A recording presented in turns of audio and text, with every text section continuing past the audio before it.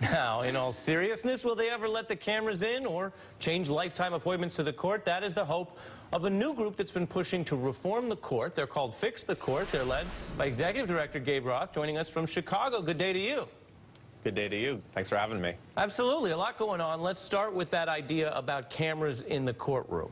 Is your argument basically that this would just be fair because the other political branches and many local courts do allow that kind of access? Or are you actually claiming that it would be a good thing for democracy? Because I could point you to a lot of other areas of American life where adding cameras or reality TV, constant video, doesn't make things any better.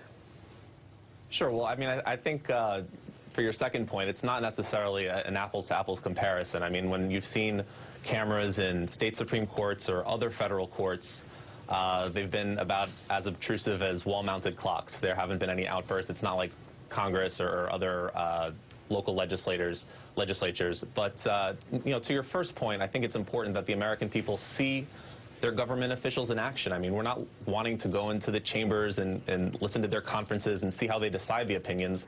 We're just hoping that the public exercises, supposedly public exercises of the justices, the oral arguments and opinion announcements, are open to more than the 200 people who can fit inside a courtroom in any given day.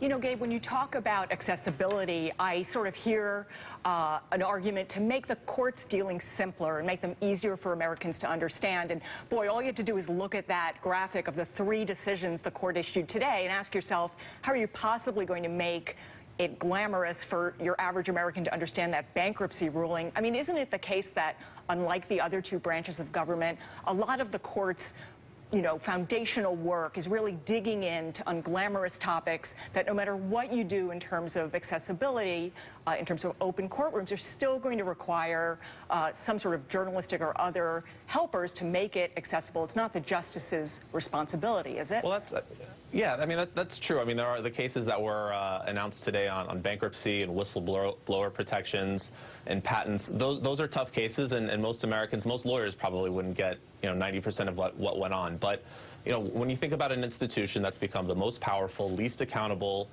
in our nation, they tell us where we can pray, whom we can marry, who can vote. They've picked our president, and they're even making decisions over life and death. So we think they should be more open and accountable. And, you know, if you had cameras in the courtroom, what you would see on those cases that were announced today, and some of the more quote-unquote glamorous ones that I alluded to a minute ago, you would see 9 judges and 2 attorneys coming up with very clever, creative, and intelligent arguments. And I think it's one of the greatest. If you've been in the courtroom, I know Ari has. If you've been in the courtroom, you'd see it's one of the most impressive things that our government does, and I think it should be open to the rest of the country, no matter what the issue is. So, Gabe, let's talk about your group's push also to end lifetime appointments. You would limit Supreme Court justices to 18 years served, and if my count is correct, that would mean Scalia, Kennedy, Thomas, Ginsburg, and Breyer have all served too long, in your view. Is it really the length of service that's the issue here?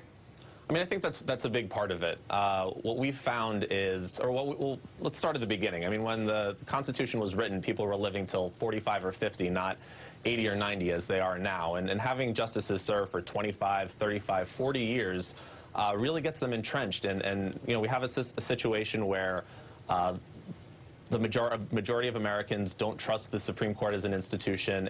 Under Chief Justice Roberts, it's the highest percentage of 5-4 decisions in its history, and it's become a political branch. We at Fix the Court don't want it to be seen like the other political branches. There's all these unforced errors that they're creating that makes them look more political. So if we take the temperature of the court down a little bit, have a rotating group of justices that are serving not, you know, 2 years or 6 years or 4 years like in the other 2 branches, but 18 years, we believe that that'll you know, really make the justices more accountable to the American people and more in touch with what's going on. It's an interesting idea. It's a tough one to get done, but we like big ideas here on the cycle and thinking them through. Gabe Roth, thanks for doing that with us. And up next, Frontline, digging into the